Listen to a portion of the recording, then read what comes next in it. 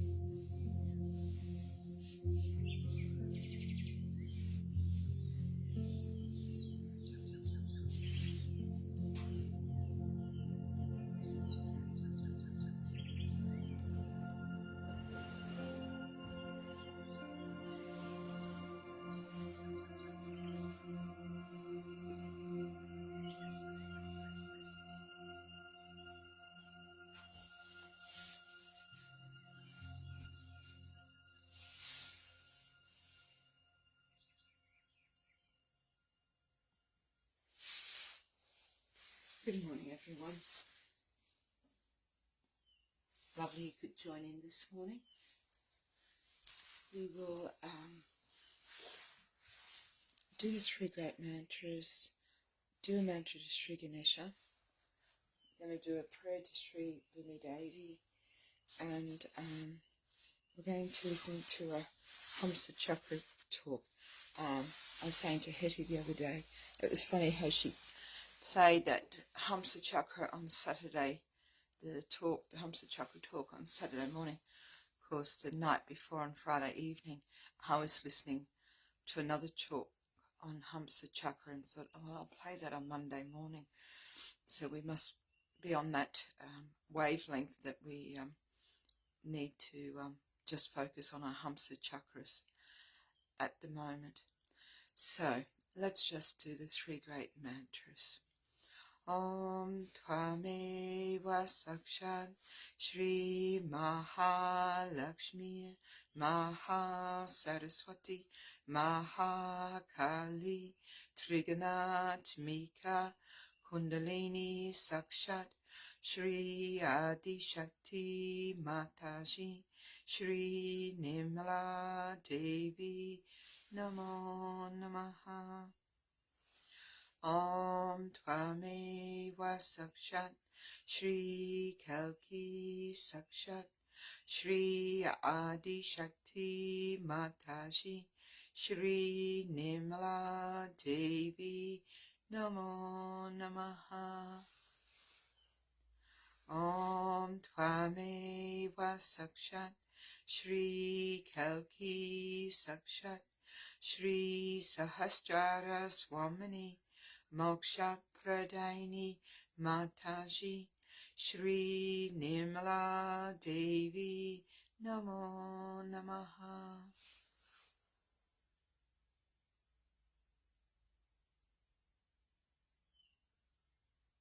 Shri Mataji, please bless us with the temperament and the intention for this morning's meditation.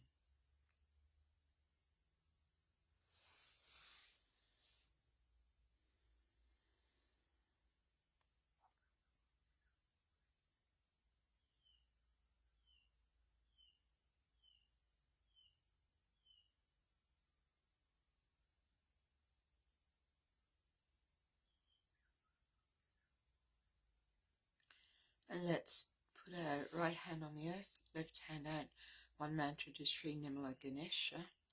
Om Tvameva Sakshat Shri Nimala Ganesha Sakshat Shri Adi Shakti Mataji Shri Nimala Devi Namo Namaha.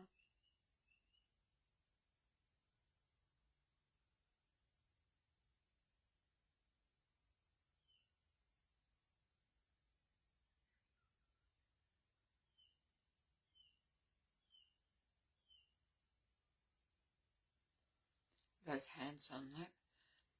One mantra, Shri Ganesha Gari. Om Tvameva Sakshat Shri Ganesha Gari Sakshat Shri Adi Shakti Mataji Shri Nimala Devi Namo Namaha.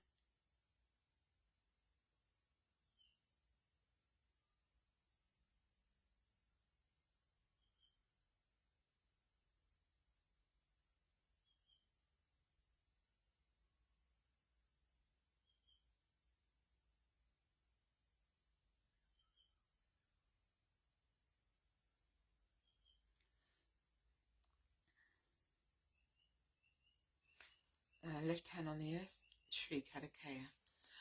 Om Tvameva Sakshat Shri Katakaya Sakshat Shri Adi Shakti Mataji Shri Nimala Devi Namo Namaha.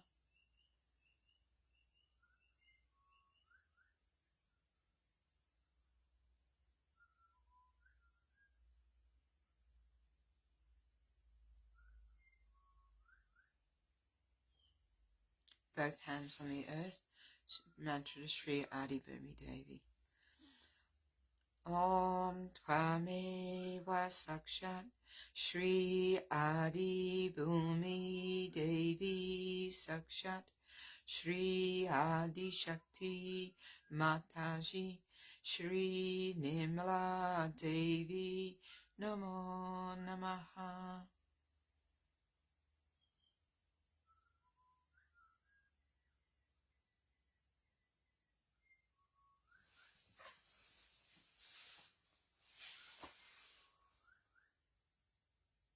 Keeping both hands on the earth. O Bhumi Devi, The oceans are your garments, and you are decorated with mountain peaks. Obeisance to you, the beloved consort of Vishnu. Please forgive me for touching you with my feet. Upon you, beloved Mother Earth, we stand at this, the crossroads of man's destiny. Only through your kind love for your children are we here now. You have graciously sustained us thus far.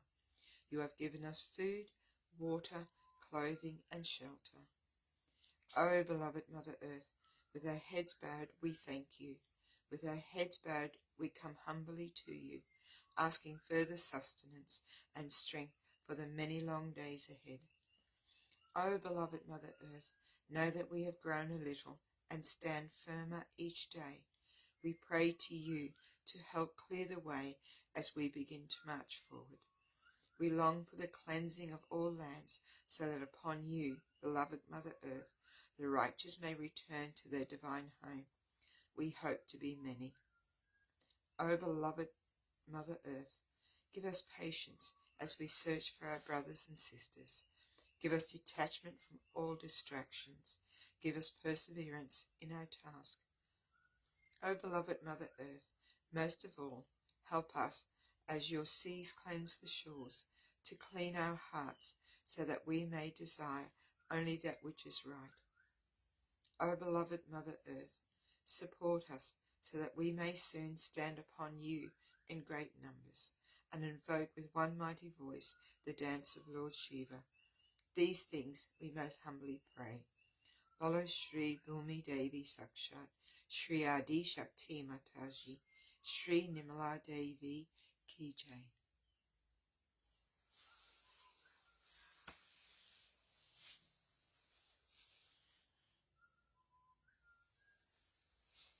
Let's just spend a couple of moments meditating upon that.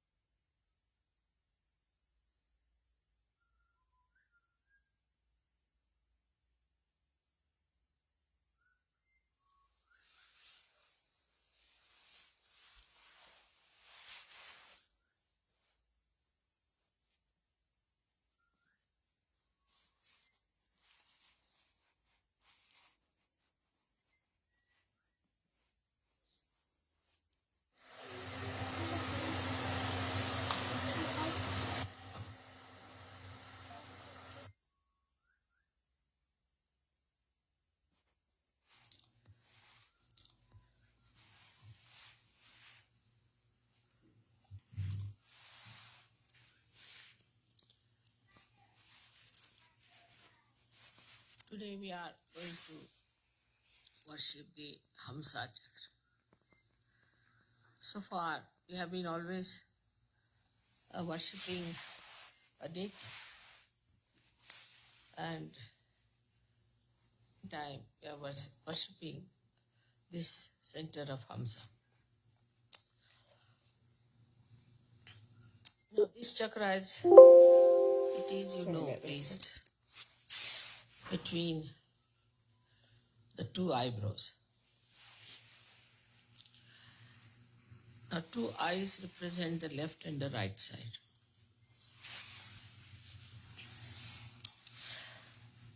So, this center is very much guided by our eyes, by our ears, by our nose, tongue, teeth, throat. Is a very important center because the Vishuddhi, which has to look after 16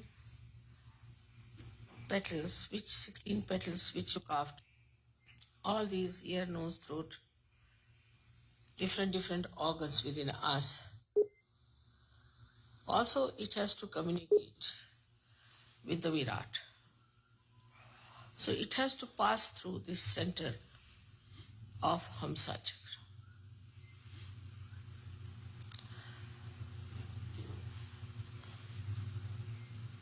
Hamsa Chakra is the pivotal center which expresses auspiciousness in our awareness. That means if this center is alert and awakened, then we immediately know what is auspicious and what is not auspicious. Or we can call it, we get the divine discretion. I think it is a part of the genetics that people have discretion between good and bad, destructive and constructive. It is basically has to be there. But we can easily spoil it by all these organs which are collecting the conditionings and the ego from outside. That's why this center is very vulnerable. Other centers are not so much connected outside, as this center is connected and receives all the information from all these organs. For example, the eyes now here. Eyes are very important because they say this is the window of the spirit. And you have seen that when Kundalini rises and spirit starts shining, there is a dilatation of the pupils and you look like an innocent child and there's a twinkle in your eyes. But the way we play with our eyes all the time, the way we use it indiscreetly, with our lust and greed, we can spoil the center very badly. Once we start taking to destructive things in our life, we immediately become akin, or we start accepting whatever is wrong, whatever is destructive, very easily. I feel this is some sort of a genetic defect. Because in certain people, they will not accept anything that is stupid, idiotic, or destructive. But in certain people, they are very prone and very easily can be taken to things which are absurd, which are stupid, and which are definitely destructive. This can become a very collective acceptance also. And once it becomes a collective acceptance, it starts penetrating throughout. It does not only have the effect of absorption, but also it has an effect of affecting other things. Say a person whose eyes are what we call flirtish or roving eyes. Such a person, if he goes to one group of people who do not know what flirting is, who do not know what roving eyes is, very steady eyes, he can influence those people and can make some of them of the same kind. So what happens really is this, that this is a very good door for all kinds of bhoots to enter, entities to enter.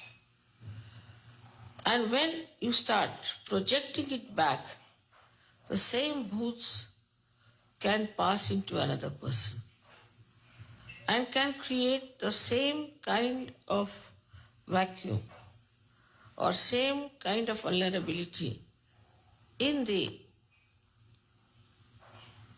Hamsa Chakra of other people. So that's why eyes have to be very, very clean, innocent. Another you can see is what you hear. Some people, if they hear something nonsensical, they'll just put their hands to their ears. They don't want to hear anymore. But there are some people who like it and go on enjoying it. Ultimately, they become servile, or we can say conditioned, that they like all these horrible things that normally a human being won't like.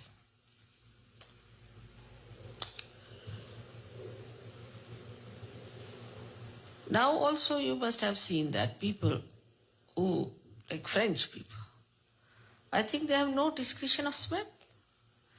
They smell so awful, but they eat all rotten food, rotten cheese, absolutely rotten wines, but they never smell it. Anybody in their company can smell it, even their hands smell of their rotten cheese. You can't just smell it. But they have lost the power.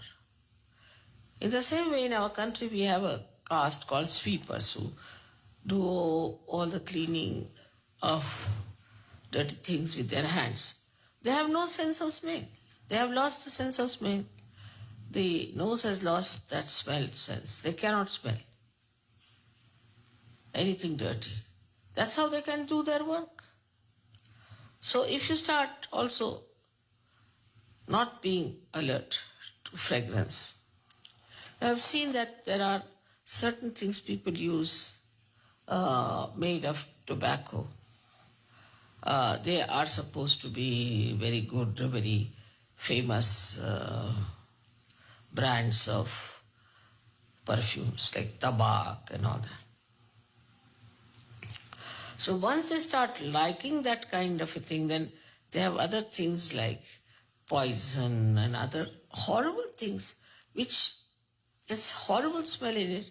Apart from that, first you smell is alcohol, is a spirit.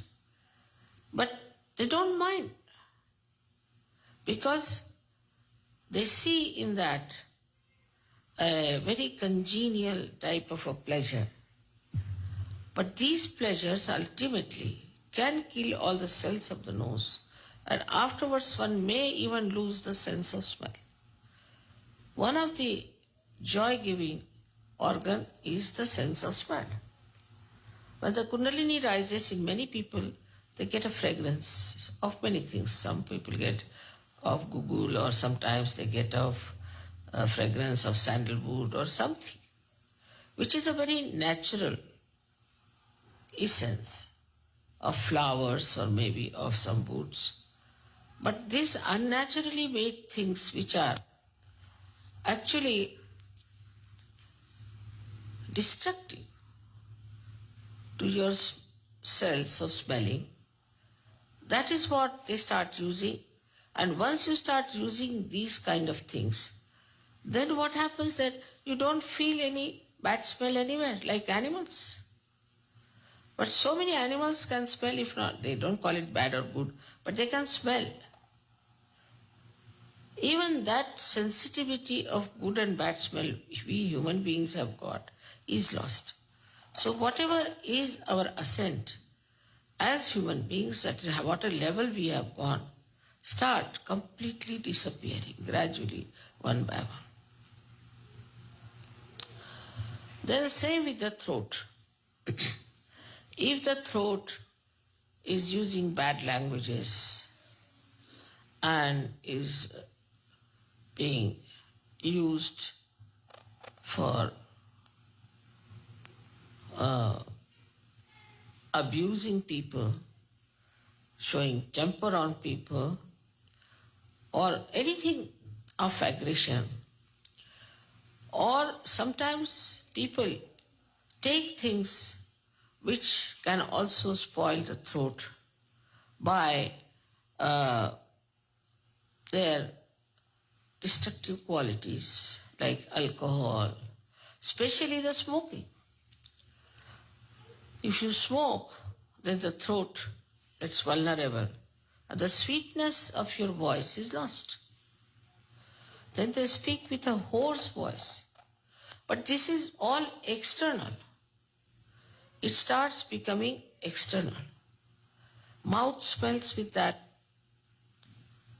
And also the teeth react to all such things which we take without discretion about. Because that's the fashion, because it is marketing well, because it is advertised. That means we have not got our own wisdom, our own personality. But when this center is awakened, then what you develop is a discretion. As I was telling them yesterday, how the word Hamsa has come for this center. Because there's a Sanskrit very beautiful couplet which says that a swan is white and a crane is a white bird. What is the difference between the swan and a crane? The answer is that when you mix milk with water, the swan will just suck in the milk while the crane has no discretion, no vivek.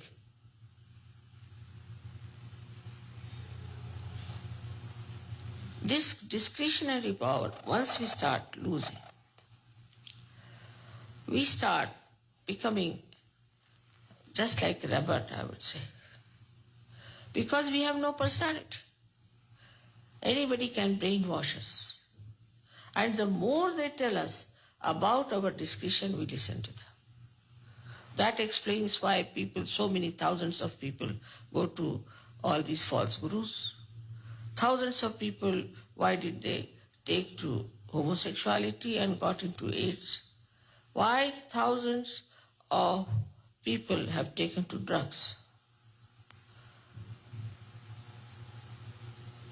It is unbelievable, incredible. Why people have taken to all these things are destroying their life. They see a man going into the pub, coming out and falling down on the ground with all his purse being emptied. But they go with the purse, see that they have sufficient money to go inside the pub, again come out to fall down on the street. Whatever idiotic or nonsensical other people are doing, when you see they are idiotic, you pay money to become idiotic. One pays money to destroy oneself. Go out of the way. It is so unnatural For anyone, I mean even a dog or a cat or any animal knows where is the danger is. They can smell the danger. And they run away because they have to preserve their lives. They think their lives are precious and they must live and live well. But this ordinary common sense starts missing. And they will say, what's wrong? What's wrong in this? What's wrong in that? That means the genetics of the Hamsa are missing. Now you should see there is no deity on the Hamsa Chakra. But it is the formless energy of so many organs which are looked after by Buddha, Mahavira, Christ, Shri Krishna. 4 of them managed by Shri Ganesha. So these genetics are put by Shri Ganesha because he is the source of wisdom. So first, once they spoil their Muladhara, the wisdom is finished. Basis, the fundamentals are finished. That's why immoral life is very detrimental to our life because we lose our discretion. The discretion is lost. Then if you can awaken Shri Ganesha in the Hamsa Chakra, then suddenly you belong to the higher race of Sahajas. It's surprising, I've seen people overnight give up their drugs. Very immoral people become extremely moral because of this chakra being suddenly awakened. And the light of the Spirit is best expressed through this chakra in everyday life, in the collective life also. One start then seeing the point, as we say. Like now in Sahajas, we have different problems also. Say when people first come to Sahaja, they start watching other people and starting finding their faults, what's wrong with them. They never see what they are here for. They are not here to find out faults with others, but to correct your own defects. So they say, oh, this man is no good, that man is no good, this is wrong. They start creating problems also. They'll talk to each other saying, oh, this man is not good, that man is not good, try to create groups and things. They are here to work for what? For creative politics or for your ascent. Some of them, if they do not do all this, then they think we should start to make some money out of it or some sort of a thing. Or some start criticizing others about something which is not their concern.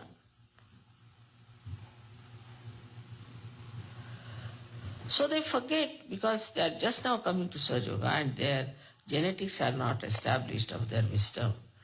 They start worrying about things which are not their worry, which they should not bother about.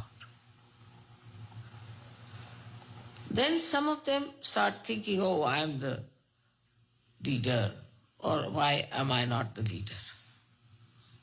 So they start finding fault with the leadership. Sometimes leader also can feel, oh, I am the leader, I can be very stern, very disciplinary, and I can control people, I can do this. They have come here to learn how to love. to be compassionate, to be tolerant. The sense of leadership and also of obedience, both are discretionary. If somebody says something to you, and if you obey that person for your benevolence, you will subtly understand that it is for your good. If some leader says that this is wrong with you, try to see if it is wrong, instead of feeling hurt about it. Yes, it is wrong with me. So what should I do? How can I improve myself? Ask the leader, or you can write to me or do anything. But no, they will not do it. Immediately they'll write a letter to me saying this leader is such and such bad fellow, he's so this thing, he ate that money, he ate that thing and all kinds of things. Or else they may tell people, oh, mother listens to this fellow, he's no good, he's just telling mother stories and mother listens. And mother is not such a fool. She knows about everything.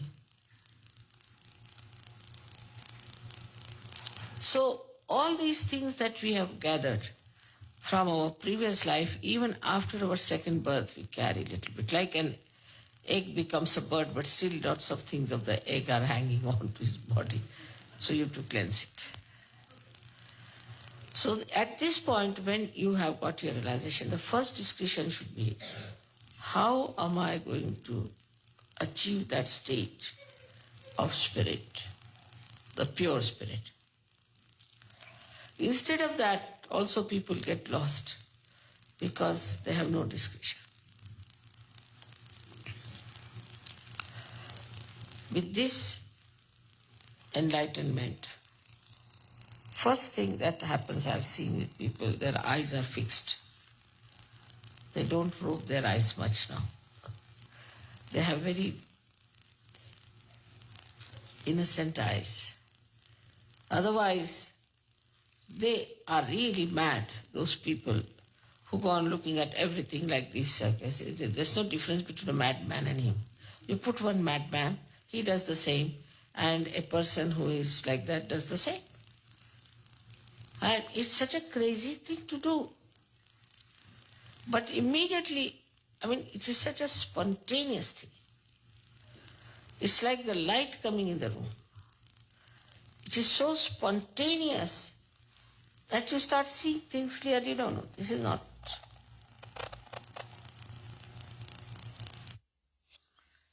I will post that talk after, but let's just go together and meditate silently.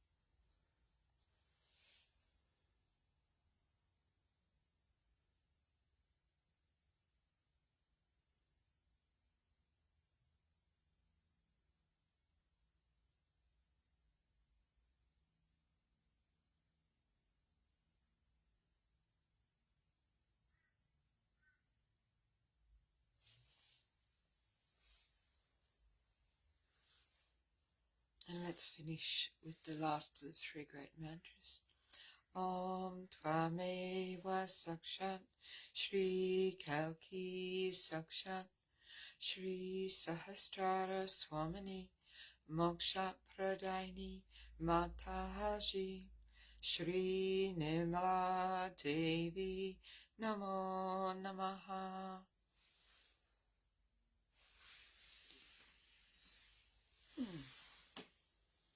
Thank you very much for joining this morning.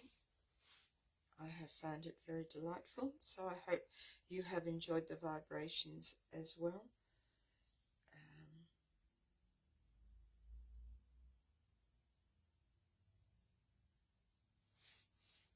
We'll just finish with a little bit of music that we started with.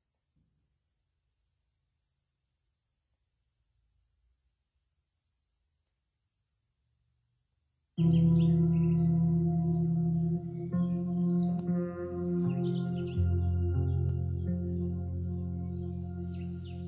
I hope you all have a beautiful, beautiful day.